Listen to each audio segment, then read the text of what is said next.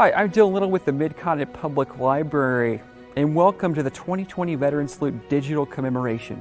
In December of 2019, the Veteran Salute Planning Committee committed to honoring the 70th anniversary of the start of the Korean War. They've been involved in the program a lot longer than I've been around. The Korean War Veterans Association, they really were the core group. Right. And everything else was kind of built off of them. Their whole organization supported this event.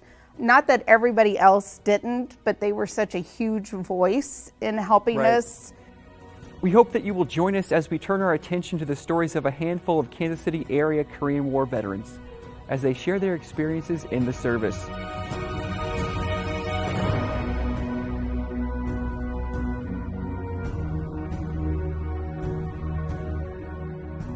We're thrilled to have you. Can I call you Bernie or Bernard? Bernie. Okay. Bernard is strictly for contracts. Okay. We'll keep it nice and easy, Bernie. So were you drafted or did you enlist? No, I was drafted. I say I went in kicking and screaming. So you started in 49, is that? I enlisted in March of 49. I went in the National Guard 1948. I was 17 years old. It was all black outfit, 1402nd Engineer Battalion. When you enlisted at the age of 17, did your parents have to sign a? Yes, they did. Yeah. A consent form. Back in 1950, President Truman called all the National Guard in during the Korean War. We came in, the outfit came in, they told me to get out because I had too much time in the National Guard. So they made me a staff sergeant, E5 at 19 years old. What do you remember about that first day of training or heading into training the first time? My dad dropped me off at the induction center in Newark. My dad never cried, never saw any emotion. But I think at that point, he still had a 1941 Buick Special 4-door sedan with 3 on a tree. And he dropped me off and he made a big U-turn on Broad Street. And I could see him doing this, wiping his eyes. First time I ever saw my dad have tears in his eyes. My folks took me down to the Union Station.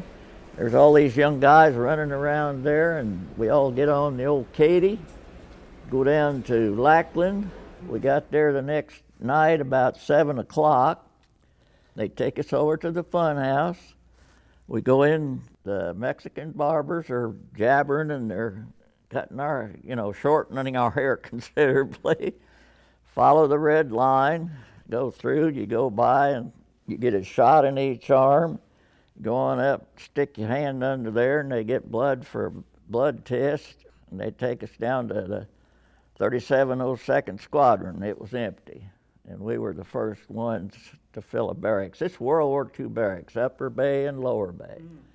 And about 4:30 the next morning, Sergeant Rolanitis, little short, heavy-set Italian, said, get up. And our arms are sore, and we're all volunteers. They say, what the hell did we do?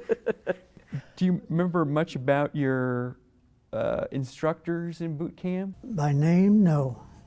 I remember one that I thought he was picking on me and I didn't like it, so they took me out behind the barn and told me what the things was like. And yeah.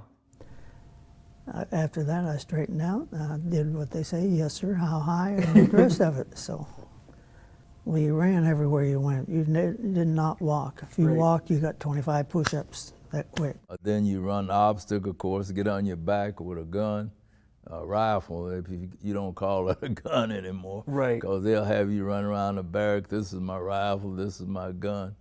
But we'd crawl on your back with the gun on your chest and on the barbed wire, and machine guns firing over your head. We just, in our push-ups out in the sand on the, you learn to get your arms up, built up, because you don't want your belly to you'd blister if you hit that hot sand. Burn on the sand a little bit. Then we got to the point where we would run with field packs.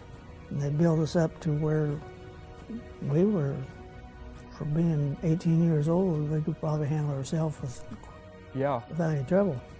Were those field packs pretty heavy? They were about 70 pounds, something like Wow. that.